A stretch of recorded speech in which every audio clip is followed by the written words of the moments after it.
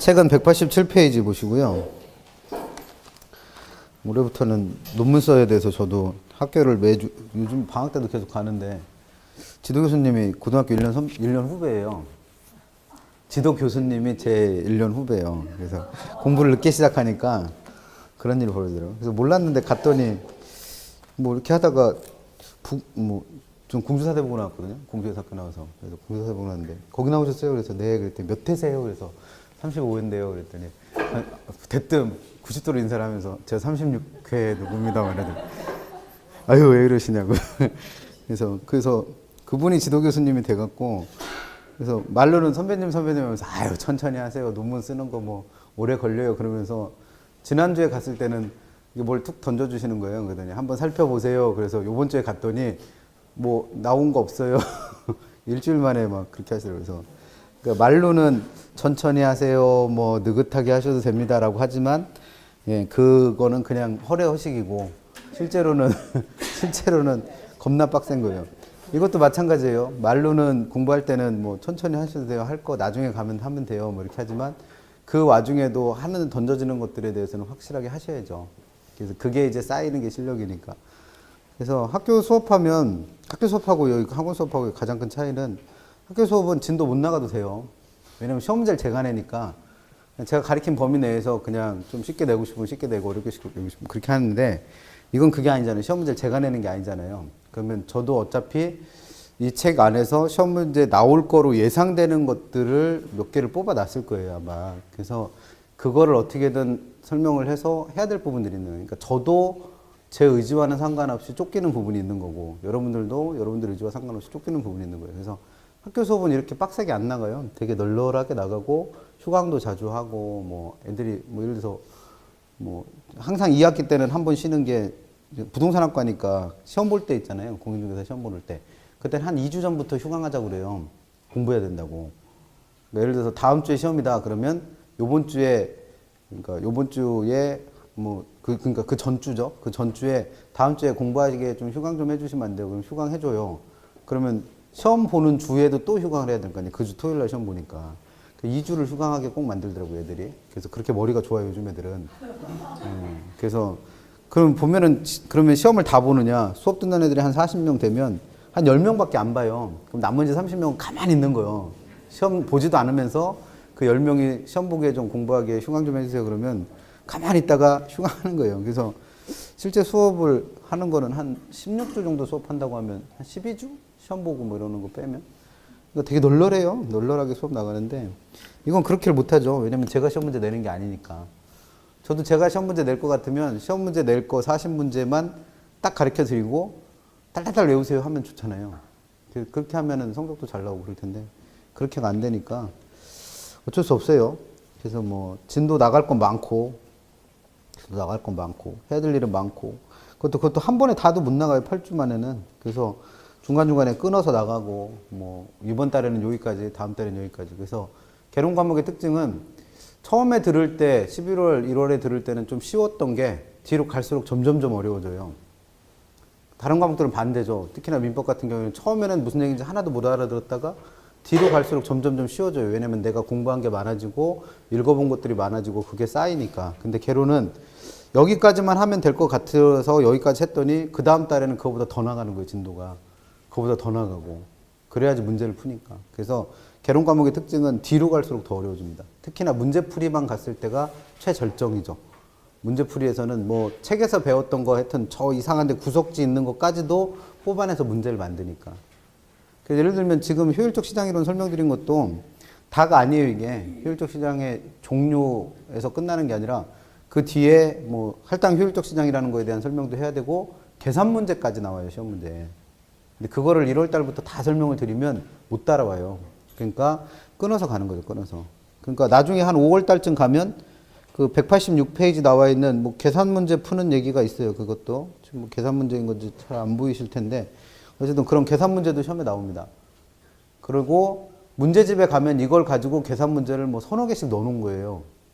그러니까 문제집 풀면서는 나는 처음에는 이거 별로 중요하게 안 다뤘는데 문제집 가보니까 그 문제가 되게 많은 거야. 그러면 스트레스 생기는 거죠, 그런 것들이. 그래서 예, 뒤로 갈수록 개론은 어려워지고 뒤로 갈수록 민법이나 이런 과목들은 좀 더 쉬워지고 많이 보실수록. 그래서 개론은 미리 좀 쉽다라고 느껴질 때 좀 많이 해놓으시는 게 유리할 거예요 아마. 그래서 제가 생각하는 개론은 6월 달에는 끝내야 돼요 내용을 다 어느 정도는. 그러려니까 바빠요. 그래서 나중에 문제풀이반 이후로는 되게 널널해요. 문제풀이반이나 특강할 때나 이럴 때는 다 해놨으니까 그냥 문제만 푸는 거니까. 그 문제 나오는 것만 해결하실 수 있으면 되니까. 그래서 처음에 좀 시간을 많이 들여서 공부를 하셔야 되는 거고, 민법은 그런 게 없어요. 그냥 처음부터 끝까지 계속 똑같은 난이도로 공부하셔야 돼. 그래서 1월 달에도 이만큼을 봐야 되면 나중에 7, 8월 달에서도 이만큼 봐야죠. 왜냐면 그게 계속 유지되셔야 되니까. 그래서 개론은 처음에는 좀 쉬웠다가 갈수록 어려워지는 거고, 민법은 처음부터 끝까지 계속 열심히 하셔야 되고. 그래서 그 두 과목을 빨리 잡는 분이 2차 공부하기가 그만큼 훨씬 수월한 거죠.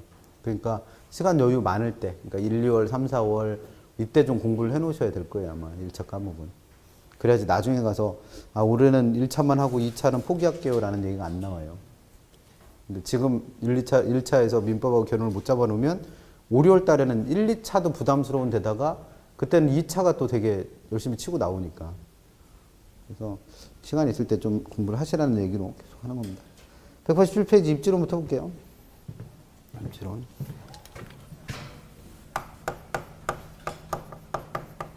입지론은 이름 그대로 입지 선정에 대한 이론이에요.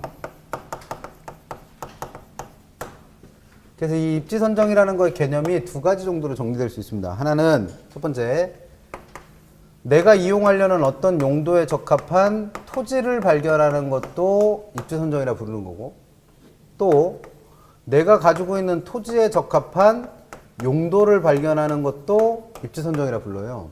그래서 입지론은 그 개념이 두 가지일 수밖에 없습니다. 그래서 그 얘기가 우리 책에는 어디 있는 거냐면 187페이지 양가로 1번의 입지 개념, 그 밑에 양가로 2번의 입지 선정의 개념, 그 다음에 한 페이지 넘겨서 양가로 3번에 입지론과 적지론이라고 되어 있는 그 입지론, 적지론 구별하시는 게 그 얘기예요. 그래서 용도에 적합한 토지를 발견하는 이론이 거기 나와 있는 입지론이라고 하는 거고, 이게 협의의 입지론이라고 부르는 거예요. 그 다음에 토지에 적합한 용도를 발견하는 이론을 적지론이라 부르고, 이걸 광의의 입지론이라 부릅니다. 그래서 이와 같이 입지론이 중요하게 다뤄지는 이유는 입지를 한번 결정하면, 여기서 말하는 입지라는 건 어떤 부동산이 위치하고 있는 구체적 장소를 말해요. 그럼 이런 장소를 결정하면 이걸 변경하기가 쉽다, 어렵다? 어렵다는 겁니다. 부동성이란 특성 때문에 그런 거죠. 그래서 부동성 때문에 입지론이 중요한 거고, 그 다음에 토지에 적합한 용도를 찾아야 되는 이유는 그만큼 토지의 용도가 어떻기 때문이다. 다양해서예요. 다양해서. 그래서 입지론에는 이와 같이 두 가지 이론이 있다는 거 구별하시고, 그 중에서 우리는 그 두 가지를 다 배우느냐? 우리가 배우는 입지론은 요거예요, 요거. 용도에 적합한 토지를 발견하는 이론. 그래서 우리가 배우시는 거는 주거용으로 사용하기에 적합한 토지는 어디 있는가? 주거입지론. 농업용으로 사용하기에 적합한 토지는 어딘가? 농어입지론. 상업용이나 공업용으로 이용하기에 적합한 토지는 어디 있는가? 상업입지론과 공업입지론. 그래서 이런 네 가지 입지론을 배우는 건데, 우리 책에 보시면 그 네 가지를 다 설명해 놨어요. 그래서 책이 어디 있냐면 191페이지 가시면 제일 먼저 주거입지론 나와요. 근데 주거입지론은 쭉 읽어보면 이론적 타당성이 상당히 높아요. 그래프도 그려놨고 뭐 그래서 설명을 해놨는데, 시험 문제는 기출문제가 하나도 없습니다. 아직까지는. 앞으로도 안 나올 것 같긴 해요. 그래서 주거입지론은 내용 무시하셔도 상관없습니다. 왜 이게 시험에 안 나왔냐면, 우리 책의 193페이지 양가로 6번 가보시면 양가로 6번에 최적주거입지를 선정하는 방법을 써놨어요. 거기다가 논리적으로 그래프 그려가면서. 그래서 그 밑에 양가로 7번에 가보면 이렇게 결정된 최적주거입지가 중간에 변할 수 있다는 겁니다. 근데 그 변화시키는 이유가 두 가지라는 거죠. 하나는 소득의 변화, 그 다음 또 하나는 교통비용의 변화예요. 그래서 그 194페이지 교통비용의 변화와 최적주거입지 변화라는 거 바로 위에, 그러니까 그래프 그려져 있는 거 바로 밑에 보면 니은번에 따라서 소득 증가로 최적주거입지가 변할 수 있는데, 그럼 소득 증가로 인한 최적주거입지는 D1 스타에서 D2 스타의 거리만큼 어디로 간대요? 외곽 간대요, 외곽.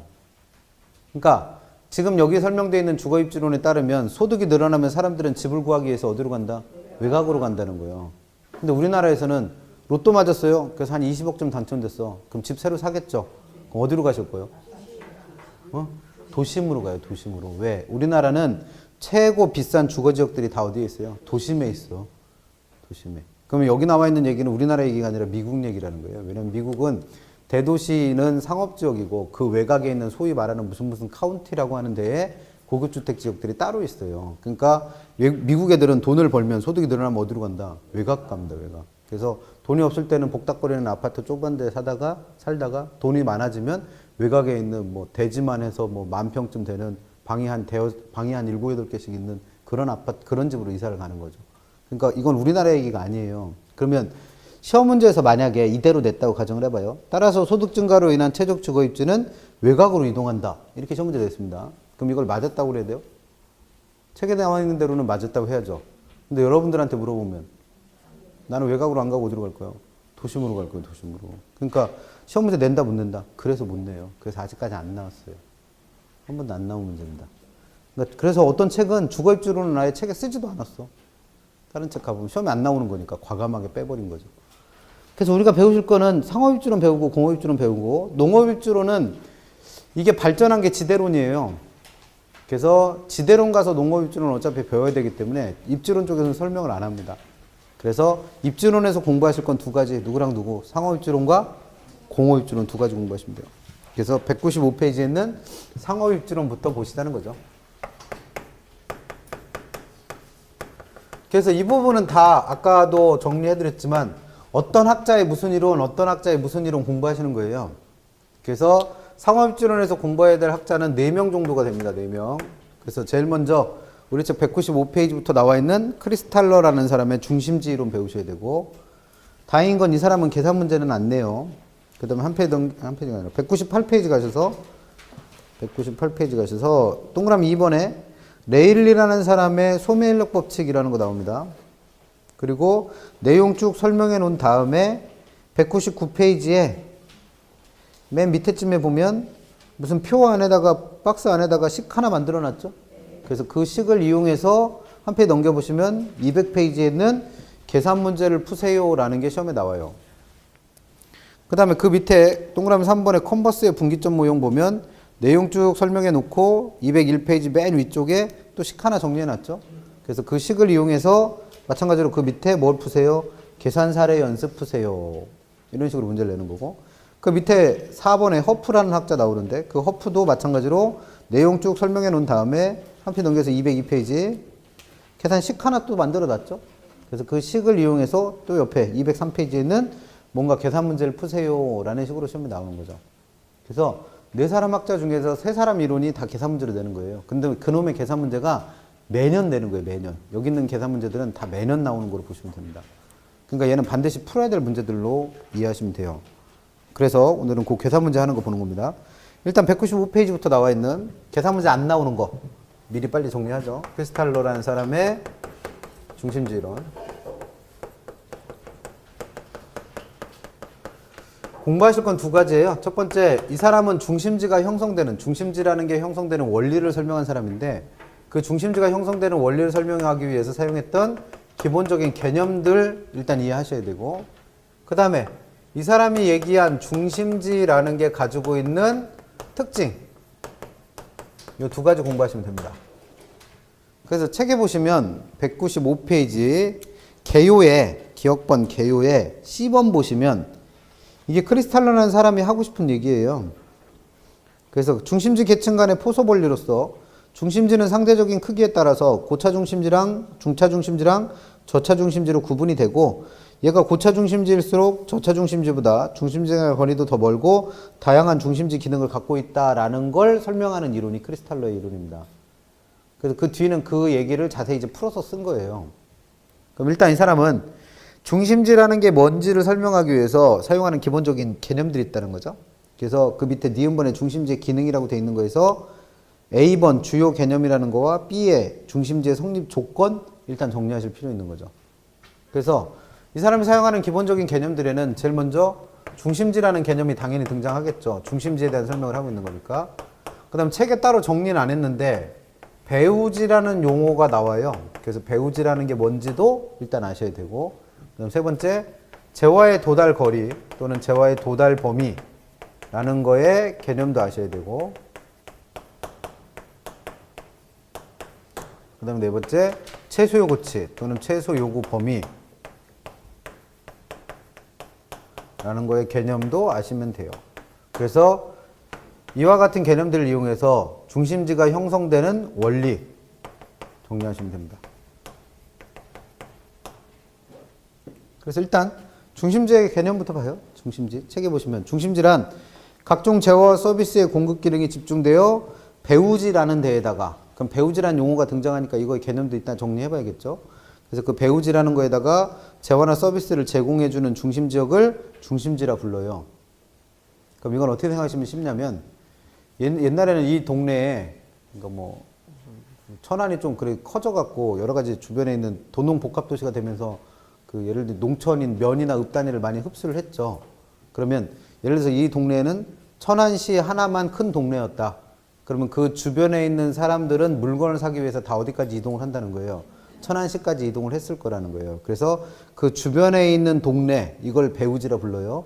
그 배우지에다가 재화나 서비스를 공급하는 요 천안과 같은 중심 지역을 두고 뭐라 부른다? 중심지라 부른다. 중심지. 그러면 그 사람들이 천안까지 오게 된 이유는 뭐예요? 중심지에 뭐가 모여 있으니까 내가 물건을 사게 될 재화나 서비스를 판매하는 상점이 밀집해 있기 때문이죠. 그래서 이런 상점의 밀집 지역을 중심지라고 부르면 되고, 그럼 배우지라는 건 뭐겠어요? 배우지라는 건 이런 중심지로 물건을 사러 와줄 소비자들이 거주하는 거주 지역을 배우지라고 부르는 거죠. 그래서 우리는 이 두 개를 합쳐서 뭐라 부른다? 이걸 상권이라 부르는 거예요.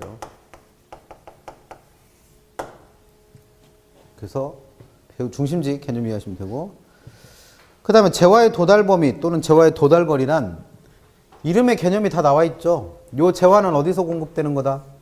중심지에 있는 상점에서 공급을 하는 거예요. 그래서 중심지에서 제공하는 재화가 누구한테 도달되는 거예요?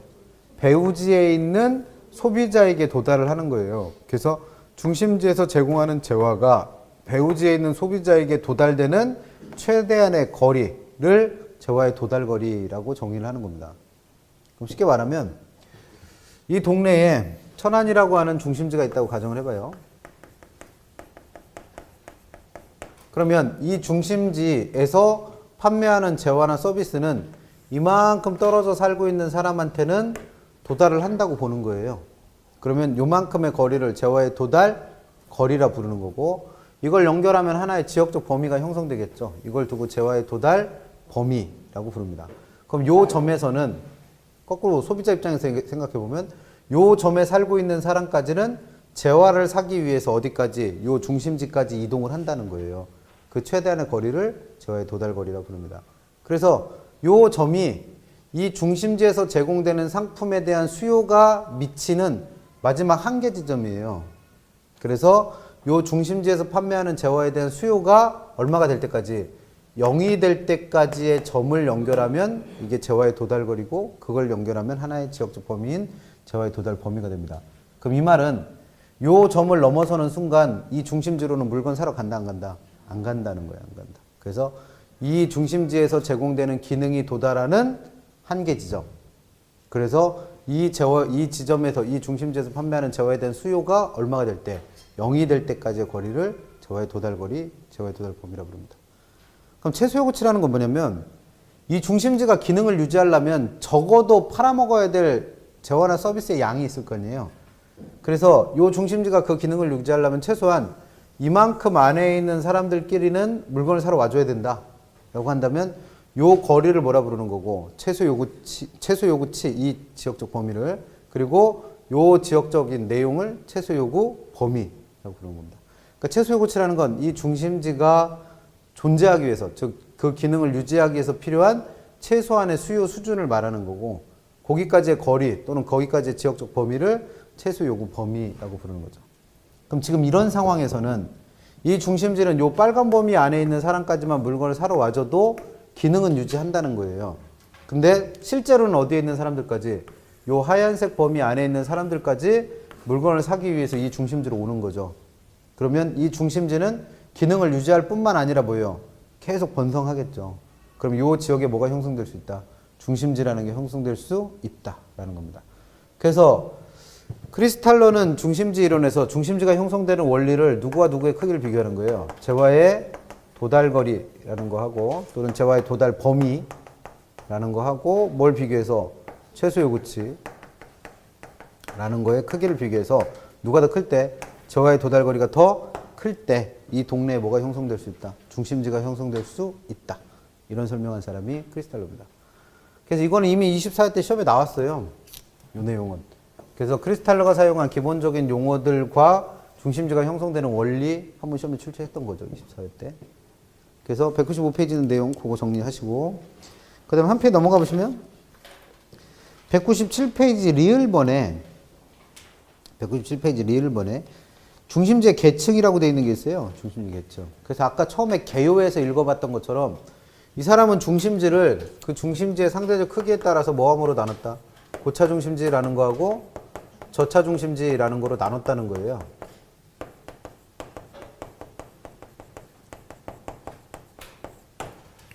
그러면 이게 뭐냐 이거죠? 고차 중심지가 뭐고 저차 중심지가 뭐냐? 그래서 고차 중심지의 개념 나번에 나왔습니다. 나. 고차 중심지는 중심지의 기능도 크고 다양해서 상권. 그럼 상권은 아까 뭐와 뭐가 합쳐진 거? 배우지와 중심지가 합쳐진 거. 그래서 중앙에 중심지가 있을 테고 그 주변에 배우지를 포함하는 걸 상권이라 부르는 거예요. 그래서 그런 상권의 범위가 넓다는 거예요. 그러면 상권이 넓다는 건 배우지가 그만큼 크다라는 거죠. 그럼 배우지가 크니까 얘가 중첩이 안 되려면 중심지 간의 거리가 어때야 돼요? 멀어야겠죠. 그리고 그 숫자도 적을 수밖에 없습니다. 이에 반해서 그래서 그 고차 중심지의 대표적인 예는 가번에 있는 대로 누굴 기억하시면 좋겠다? 백화점 생각하시라는 거예요. 백화점. 이에 비해서 저차 중심지는 B번에 나와 있습니다. B번에 나. 저차 중심지는 중심지의 기능도 작고 단순해서 상권이 좁아요. 그럼 물건을 사러 와주는 소비자들이 존재하는 지역이 좁다는 얘기입니다. 좁다. 그러니까 얘는 좁은 동네 지역에서만 판매하는 상품들이니까 얘는 그 지역에 여러 개 있어도 되고 가깝게 붙어 있어도 된다는 거죠. 그래서 얘는 그 위에 동네 슈퍼를 예를 들었는데 요즘엔 동네 슈퍼 거의 없어지죠.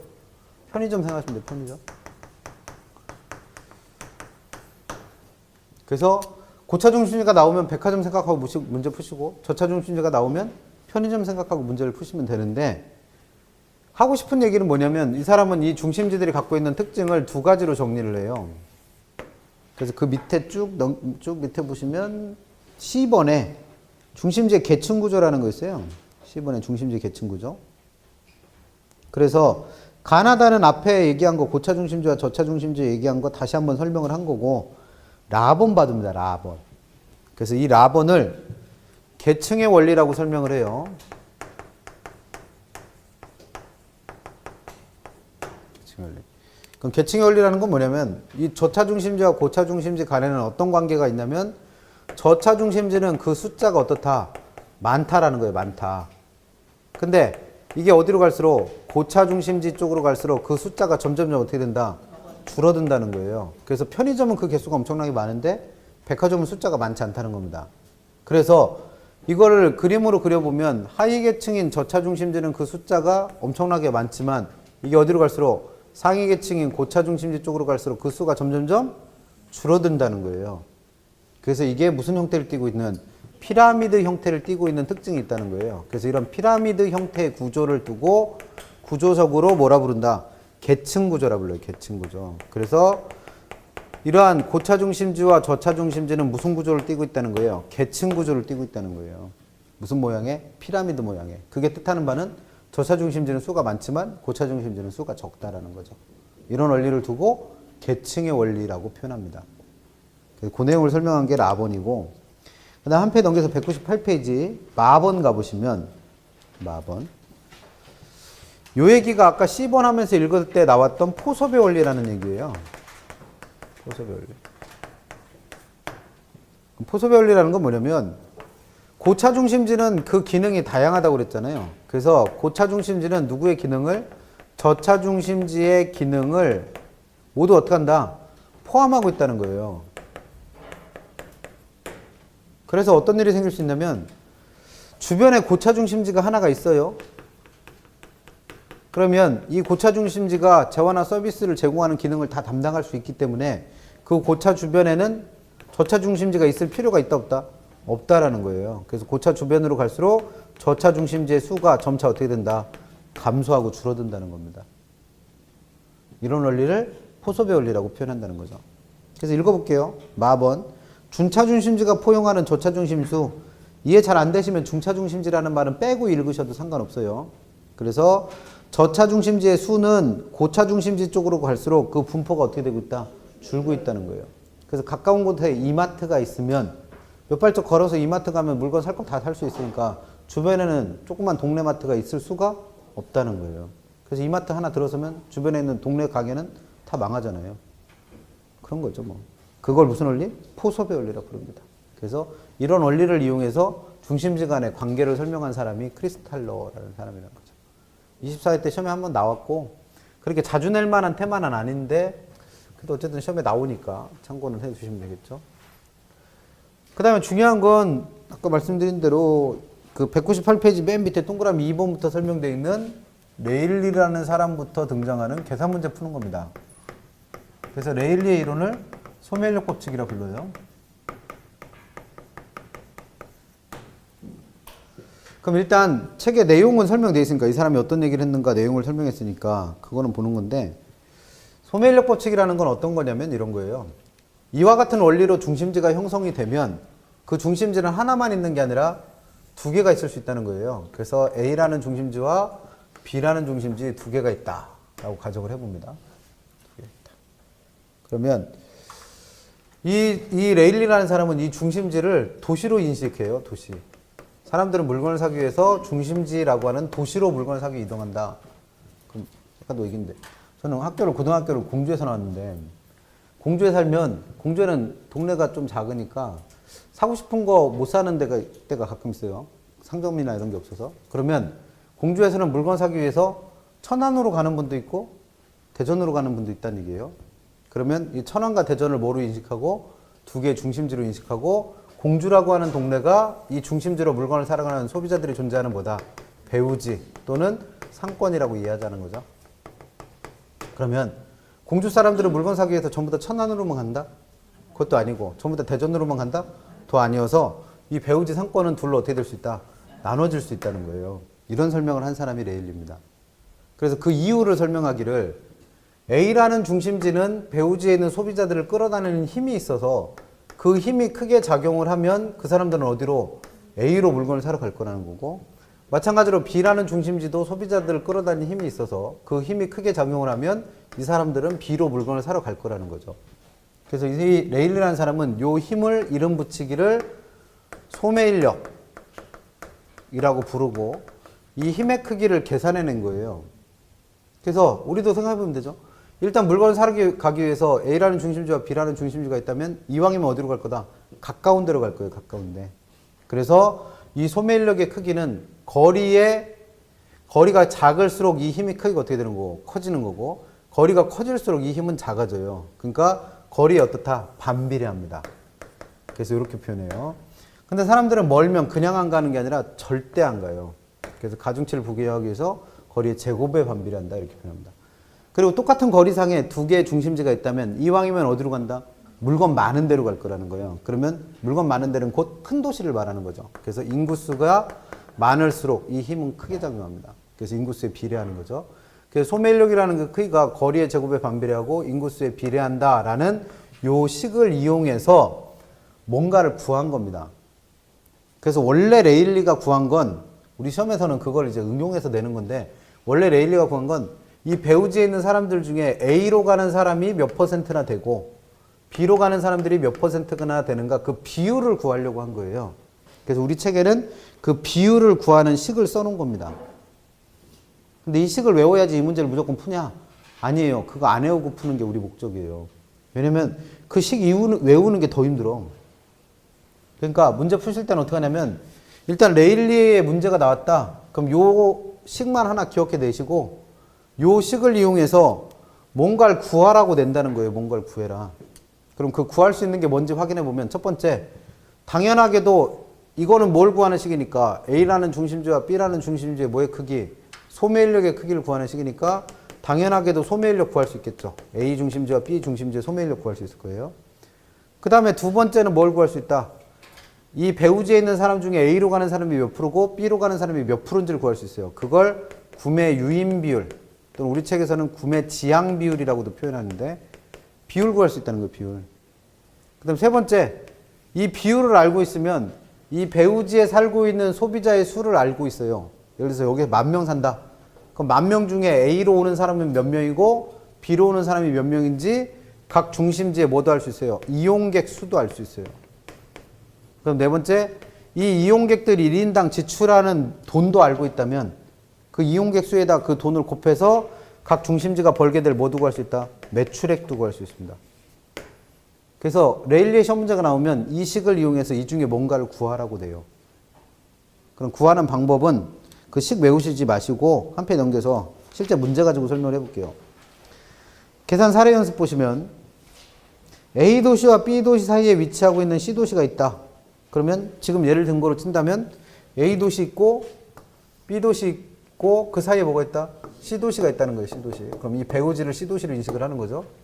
그래서 C도시는 A도시로부터 5km 떨어져 있고 B도시로부터는 10km 떨어진 곳에 있답니다.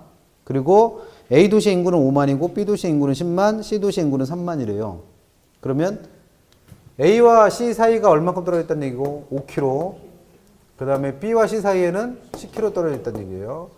그래서 A도시의 인구가 5만 명이고 B도시의 인구가 10만 명이고 C도시의 인구는 3만 명이라는 겁니다. 그러니까 이거는 문제가 아니라 그냥 문제를 내기 위한 설명이에요. 설명. 쉽게 말하면 어떻게 하면 돼? 도시 3개가 있는데 이 2개는 인구가 좀 많은 대도시고 얘는 소도시잖아요. 그럼 소도시에 있는 사람들은 상점이 없으니까 A나 B도시로 물건을 사러 가기 위해서 이동을 할 거라는 겁니다. 그랬을 때 레일리의 소매인력 법칙을 적용했을 때 C도시에서 A도시와 B도시로 구매 활동에 유인되는 인구 규모를 구해보세요. 이렇게 물었습니다. 그럼 이런 문제가 나오면 일단 눈에 띄어야 될 건 뭐? 레일리 문제잖아요. 레일리. 그럼 일단 머릿속에는 뭐가 떠올라야 된다? 요 식 떠올리면 돼. 레일리 문제니까 이 식이 떠올라야죠. 일단. 이 식을 떠올리시고 그 다음에 해야 될 일은 뭐예요? 이 식 갖고 구할 수 있는 게 몇 가지나 되니까 4가지나 되니까 이 문제에서 묻고 있는 게 이 4가지 중에 뭔지를 찾으세요. 그러면 여기서 구하라고 한 건 1번 소매인력이다, 2번 구매 유인비율이다, 3번 이용객 수다, 4번 매출액이다.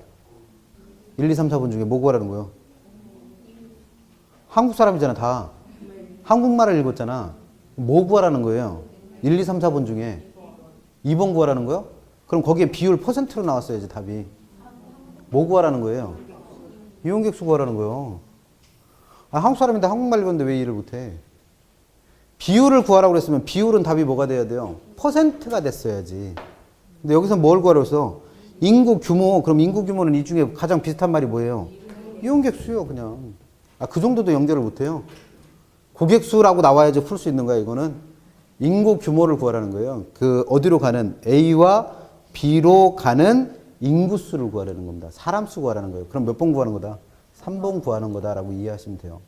만약에 뭐를 구하라고 돼 있으면 A와 B로 구매 활동이 유인되는 비율을 구하세요. 그럼 몇 번 구하는 거예요? 2번. 만약에 A와 B가 벌어들이는 매출액을 구하세요. 이렇게 하면 4번 구하는 거예요. 이 정도는 구별할 수 있잖아요. 사람 수를 구하는 건지 비율을 구하는 건지 돈의 액수를 구하는 건지는. 그럼 이걸 구하는 거로 확인이 됐으면 그 다음에 할 일은 그냥 순서대로 구하세요. 왜? 우리가 아는 식은 이거밖에 없잖아요. 책에 나와 있는 건 이 비율 구하는 식이고 그럼 책에도 이거 구하는 방법은 안 나온 거예요. 그러면 그냥 이거 구하는 식을 알고 있으면 되니까 이거 구하세요. 이거. 그럼 소매인력 어떻게 구한다? A의 소매인력 같은 경우에는 거리의 제곱이니까 A와 C 사이 거리가 얼마랬어요? 5km. 그럼 5의 제곱 하세요. 그냥. 그 다음에 A의 인구수가 얼마랬습니까? 5만. 그럼 5만 하세요. 그러면 요식만 외워두면 이건 구할 수 있잖아. 그럼 이거 구해보면 25로 약분되죠? 그럼 얼마? 2,000 나옵니다. 이거 안 되는 분은 저 밑에 가면은 다이소 있죠? 네, 계산기 하나 꼭 사세요. 이거 안 되는 분들은 뭐 할 수 없으니까. 그 다음 B는, B의 소매인력도 구해봐요. B의 소매인력 어떻게? 거리가 10이잖아요. 10. 10의 제곱. 분의 인구수 10만. 그럼 그냥 공 2개 지우면 되는 거잖아요. 그럼 얼마? 1,000 나오네. 그럼 이렇게 해서 A와 B의 소매인력을 알았어요. 그럼 그 다음에 비율 구하는 건데 여기서 말하는 비율은 결국 어떤 의미냐면 C가 전체적으로 받는 힘이 있으면 그 힘 중에서 A가 작용하는 힘만큼 A로 가는 비율이 나올 테고 전체 받는 힘 중에서 B가 작용하는 힘만큼 사람들은 B로 가는 비율이 나올 거예요. 그럼 이 비율이라는 건 결국 어떻게 구하면 된다? 전체 부분의 부분인데 비율은 항상 전체 분의 부분이잖아요. 그러면 이 비율을 구할 때 이 전체는 뭘 갖다 구하면 된다? 전체 소멸을 구하면 돼. 누가 받는? C가 받는. 그 다음에 비율은 전체 부분의 부분인데 이 부분은 뭐가 들어오면 돼요? 중심지가 두 개니까 두 개의 중심지가 각각 작용하고 있는 뭐? 소매인력. 왜? 이 힘에 작용하는 비율에 따라서 사람들은 물건을 사기 위해서 글로 이동하는 거니까.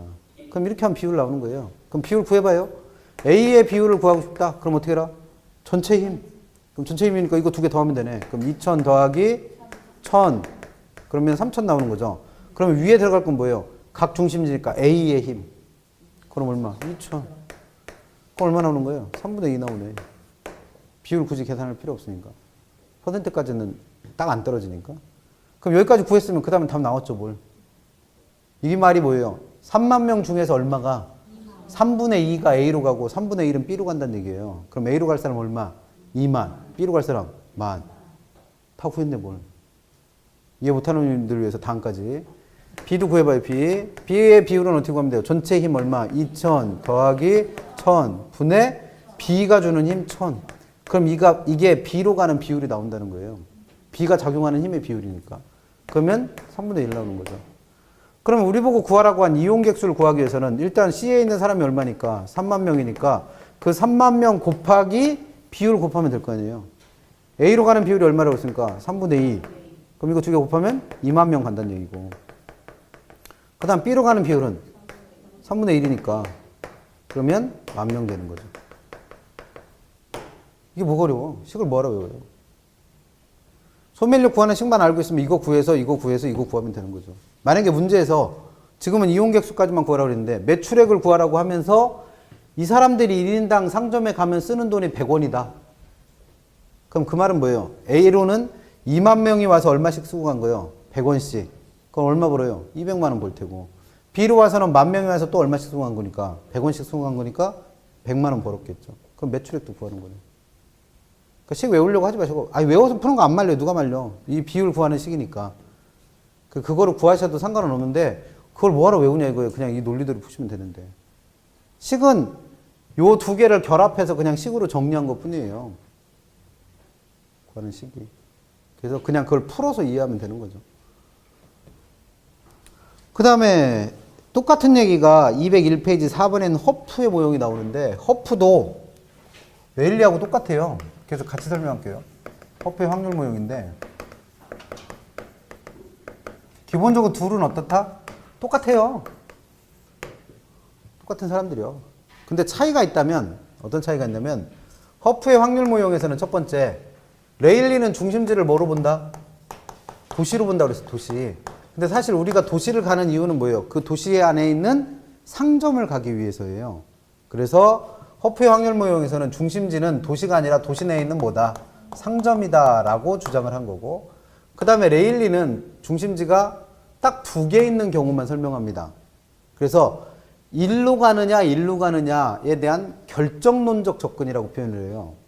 근데 이 사람은 허프는 중심지가 두 개만 있을 수는 없지 않냐. 그래서 셋 이상의 중심지에도 이 내용을 적용할 수 있도록 수정을 가한 거예요.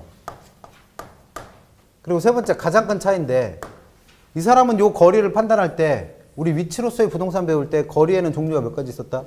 4가지나 있었어요. 4가지. 첫 번째 물리적으로 측정되는 실측거리, 시간적으로 파악하는 시간거리, 경제적으로 파악하는 운임거리, 심리적으로 느끼는 의식거리. 근데 그 중에서 이 사람은 물리적으로 파악되는 실측거리를 거리로 봅니다. 근데 실제로는 똑같은 1km 떨어져 있는 상점이라 하더라도 교통체증이 되게 심한 거예요. 교통편이 되게 불편해. 버스가 잘 안 다녀. 그럼 나는 그거를 되게 멀다고 느낀단 말이에요. 그래서 이 사람은 그 거리를 물리적 거리가 아니라 시간거리로 파악을 합니다. 그래서 이 사람이 시간거리를 사용한다는 개념은 어디서 할 수 있냐면, 이 사람이 이론에는 반드시 공간 또는 거리 마찰계수라는 개념이 꼭 등장을 해요. 그럼 이 공간 또는 거리 마찰계수라는 건 내가 이만큼의 물리적 거리를 이동할 때 또는 물리적 공간을 이동할 때 나를 방해하는 것을 수치로 나타낸 값이에요. 그럼 예를 들어서 똑같은 1km인데 교통체증이 되게 심해요. 교통체증이 되게 심합니다. 그리고 버스도 잘 안 다녀. 그러면 그만큼 똑같은 공간을 이동할 때 나를 방해하는 게 많죠. 그럼 마찰계수가 어떻게 되는 거예요? 커져. 그럼 마찰계수가 커지면 똑같은 물리적 거리라도 이동하는 데 걸리는 시간은 길다 짧다? 깁니다. 반대로 똑같은 물리적 거리 1km를 이동하더라도 얘는 길이 뻥뻥 뚫려 있고 버스가 1분마다 다녀요. 되게 길도 편해. 그러면 마찰계수가 그만큼 어떻다? 작다라는 거죠. 작다. 그러면 마찰계수가 작다는 얘기는 그만큼 똑같은 물리적 거리라도 시간은 짧게 걸린다는 겁니다. 그러면 사람들은 똑같은 물리적 거리라 하더라도 마찰계수 값이 큰 쪽으로 가겠어요? 작은 쪽으로 가겠어? 작은 쪽으로 가는 거죠. 당연히. 그래서 거리를 판단하는 겁니다. 그래서 이런 차이가 있긴 한데 이런 차이에도 불구하고 결국 허프가 구하려는 거 역시 뭐라는 거예요? 소매인력이에요. 그냥. 다만 이 사람은 소매인력 구하는 식의 모양이 좀 바뀌겠죠. 왜냐면 거리를 그냥 거리를 쓰는 게 아니라 시간적 거리를 쓰니까 그냥 제곱한 게 아니고 어떻게 하는 거예요? 공간 마찰계수를 제곱하는 거예요. 그래서 만약에 마찰계수가 1로 주어진다. 그럼 거리의 1제곱. 2로 주어진다. 그러면 2제곱. 3으로 주어진다. 3제곱. 그렇게 하시면 됩니다. 그 다음에 이 사람은 중심지를 상점으로 봤으니까 인구수 갖고 판단할 게 아니라 그 매장의 면적 갖고 판단을 해야 되는 거죠. 그래서 이런 차이가 있긴 하지만 요 식을 이용해서 역시나 허프도 구하는 건 뭐예요? 네 가지 똑같이 구하는 거예요. 첫 번째 소매인력, 두 번째 구매 유인 비율, 세 번째 이용 객수, 네 번째 매출액. 구하는 방법 똑같습니다. 그래서 한 페이지 넘겨서 203페이지 가시면 계산 사례 연습 있죠? 이 기억이 정확하지 않은데 작년 건지 재작년 건지 모르겠네 문제가. 계산 사례 연습에서 C도시 인근에 A와 B에 두 개의 할인점이 있다. 허프의 상권 분석 모형을 적용할 경우 허프 모형이니까 도시로 안 주고 뭐로 줬어요? 할인점이라고 하는 상점으로 줬죠? 그래서 허프의 상권 분석 모형을 적용할 경우 B 할인점의 이용객수를 구해라. 근데 이거는 누구의 모형이니까? 허프의 모형이니까 꼭 뭐 나와야 돼요? 마찰계수 나와야 돼요. 마찰계수. 그래서 가로치고 단 공간 마찰계수는 얼마로 준다? 2. 그 다음 말이 제일 중요하죠. C 도시의 인구가 얼만데? 30만인데 이 30만이 전부 다 A, B라고 하는 할인점을 이용하더라? 가 아니라는 거예요. 그 중에서 얼마만? 60%만 할인점을 이용한답니다. 그럼 결국 얼마만? 18만 명만 할인점을 이용할 때 뭘 구하라는 거예요? B 할인점의 이용객수 구하는 겁니다. 그럼 이 문제에서는 일단 허프 모형 나왔으니까 이거는 생각나야겠죠? 요 식은 생각해 내시고 그 다음에 하셔야 될 건 뭐예요? 구해야 될 게 1, 2, 3, 4번 중에 뭔지 구하시라는 거지. 그래서 1번 소매인력 구하는 거다. 2번 구매유인 비율 구하는 거다. 3번 이용객수 구하는 거다. 4번 매출액 구하는 거다. 몇 번? 3번 구하는 거예요. 3번. 그럼 문제가 똑같은 거죠. 결국. 구하는 방법은 똑같아요. 제일 먼저 뭐부터 구해본다? 소매인력. 그럼 소매인력을 구하려면 이 식을 그대로 집어넣으면 되니까 A의 소매인력은 어떻게 하면 돼요? A까지 거리가 10km로 줬잖아요. 10km. 그 다음에 마찰계수가 얼마로 주어졌으니까 2로 주어져서 제곱을 하는 거예요. 만약에 얘가 2가 아니면 그 값을 여기다 제곱하면 됩니다. 그 다음에 매장의 면적은 얼마로 주어졌으니까 5,000. 그럼 공 두 개 까면 되잖아요. 그냥. 얘는 소매인력이 50이 50. 그 다음 B의 소매인력도 구해봐요. B까지의 거리가 얼마니까? 20km. 그럼 20에 마찰계수가 얼마 주어졌으니까 2로 주어졌으니까 제곱이에요. 그 다음 매장의 면적은 2만. 그럼 일단 공 두 개 지울 수 있죠? 그리고 2의 제곱이니까 4로 약분하면 되죠. 4로. 그럼 4, 5, 20이니까 얘도 얼마? 50. 그럼 이렇게 되면 사실 그만 구해도 되죠. 왜? 양쪽 작용하는 힘의 크기가 똑같으니까 비율은 구하나만 얼마일 테고 50, 50으로 같을 테고 이용객수는 아까 30만 명 중에서 60%인 18만 명이 이용한다고 그랬는데 그 중에 절반이 가는 거니까 얼마? 9만. 그러니까 여기까지만 구하면 답 바로 나올 거 아니에요. 그럼 이걸 뭘 1분씩이나 풀고 있어. 30초면 다 풀겠네. 그래서 이해 못한 분들을 위해서 다 구해봐요. B 뭐 구한다? 두 번째 이제 비율 구해봐요. 비율. 비율은 어떻게 구하랬어요? 전체 소매인력 얼마? 50 더하기 50분의 A가 주는 소매인력 얼마? 50. 그럼 이건 100분의 50이니까 2분의 1. 50% 나오는 거죠. 그 다음 B 계산해보면 B는 B 전체 소매인력 50 더하기 50분의 50. 그럼 얘도 얼마? 50%. 그 다음에 이용객 수 구하라고 그랬으니까 이용객 수를 구하려면 30만 명이 전체 이용하는 거 아니라고 그랬죠? 그 중에서 몇 프로만? 60%만 이용한다고 그랬고 그 60% 이용하는 중에서 A로 가는 비율이 얼마랬으니까 50%랬으니까 얼마? 9만. B로 가는 것도 50%니까 9만. 그래서 구하라고 한 게 뭐였으니까 B의 이용객 수 구하랬으니까 9만 명 찾아내면 되는 거죠. 이거 뭐하러 식을 외워요? 이것만 외우세요. 그대로 풀면 되지. 이거 안 해도 외울 거 널리고 썼는데 뭘. 그리고 밑에 나와 있는 식은 그 202페이지 나와 있는 A 매장으로 구매하러 갈 비율이라는 게 결국 그 밑에 그 식을 보시면 왼쪽에 있는 거 있잖아요. 왼쪽에. 밑에 있는 거에서 왼쪽에 A 매장까지의 거리의 제곱분의 A 매장의 면적. 이게 뭐 구한 거예요? A의 소매인력 구한 거예요. 얼마 구한 거예요? 여기서는 50. 그 다음 그 뒤에 있는 거 B 매장까지 거리의 제곱분의 B 매장의 면적이라고 돼 있는 거. 이것도 뭐 구한 거예요? B의 소매인력 구한 거잖아요. 여기서는 뭐 50.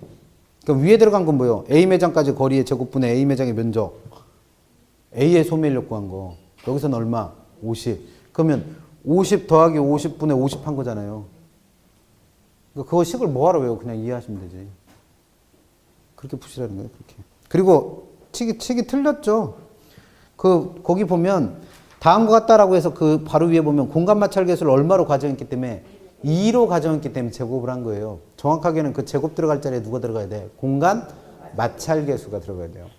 그래서 무조건 제곱하는 게 아니라 뭐예요? 마찰 계수 값이 2라서 제곱을 한 겁니다. 그래서 이 두 문제가 계속 해마다 나오고 있는 거고 번갈아 가면서. 그 다음에 하나 남았죠? 200페이지 가셔서 3번에 나와 있는 컨버스라는 사람입니다. 컨버스라는 사람은 분기점 모형이라는 거를 통해서 지금 얘기한 두 사람하고 조금 다른 얘기를 해요. 어떤 얘기를 하냐면 분기점 모형에서는 이 분기점이라는 거의 위치를 계산합니다. 분기점이라는 게 어디에 있는가. 근데 분기점의 위치를 계산하려면 분기점이 뭔지를 알아야지 위치를 계산하든지 말든지 하겠죠. 그래서 분기점은 아까 요 문제 허프문형 풀었던 203페이지에 있던 그 문제에서 인구 30만 명 살던 C 도시가 지금 우리가 얘기하는 분기점이에요. 왜? 그 C 도시는 A로 가는 사람들의 비율이 정확하게 얼마였고 50%. B 도시로 물건 사러, B 상점으로 물건 사러 가는 사람도 비율이 50%여서 둘의 힘의 크기가 똑같다 보니까 배우지 상권이 정확하게 어떻게 쪼개져요? 반으로 쪼개져요. 반으로. 그 반으로 쪼개지는 지점을 뭐라 부른다? 분기점. 또는 같은 말로 상권이 둘로 나눠진다고 그래서 상권의 경계라고 표현합니다. 그래서 그 상권의 경계 또는 분기점이라는 게 A로부터 또는 B로부터 얼만큼 떨어져 있는가 그 거리 계산한 사람이 컨버스예요. 그러면 결국 분기점이라는 거의 개념이 뭐예요? 분기점이라는 건 A라는 중심지의 소매인력의 크기와 B라는 중심지의 소매인력의 크기가 어떻게 되는 지점? 같아지는 지점이에요. 같아지는 지점. 그러면 A의 소매인력은 어떻게 구한다고 했어요? A까지의 거리에 이 컨버스가 우리 책상으로는 레일리 다음에 나오죠. 그 얘기는 이 사람은 허프 전에 나온 사람이라는 얘기예요. 그러면 이 사람은 레일리 이론 갖다 써야죠. 그래서 거리의 제곱분의 인구수. 그 다음 B의 소매인력은 어떻게 구한다? B까지의 거리의 제곱분의 인구수. 그러면 분기점에서는 이 두 개의 크기가 어떻게 된다는 거예요? 같아진다는 거예요. 그렇게 놓고 뭘 구한 거다? 이 A까지의 거리 또는 B까지의 거리를 알아낸 사람이 컨버스예요. 이 거리를 모르는 거니까 지금. 그러면 이 거리를 구하는 식을 이거 가지고 여러분들이 직접 도출하면 더 좋겠지만 그렇게가 안 되니까 그 식을 도출해 준 거예요, 그냥. 그래서 만약에 A로부터 분기점까지가 얼만큼 떨어져 있는지 거리를 알고 싶으면 우리는 뭘 구하는 거니까? 분기점의 위치 구하는 거니까 그 분기점이 A라는 중심지로부터 얼만큼 떨어져 있는지 그 거리가 궁금하시면 일단 뭐는 알아내라. A라는 중심지와 B라는 중심지 사이에 거리가 얼만큼 되는지는 일단 알아내라는 거예요. 그래 놓고 그거를 1에다가 루트 A로부터의 거리를 구하고 싶을 때는 밑으로 A가 가요. 그래서 A의 인구수. 근데 만약에 이게 중심지를 상점으로 본다면 면적이 돌아도 상관없다는 거죠. 그 다음 위에는 누를 집어넣어라. B의 인구수. 그래서 이것도 닦는 게 아니고 그냥 이 식을 정리해서 요 거리 구하는 거로 정리한 것 뿐이에요. 그냥 이렇게 만든 겁니다. 그래서 요 식을 이용해서 A로부터 얼만큼 떨어졌는지, 만약에 B로부터의 거리를 구하고 싶으면 나머지는 다 똑같아요.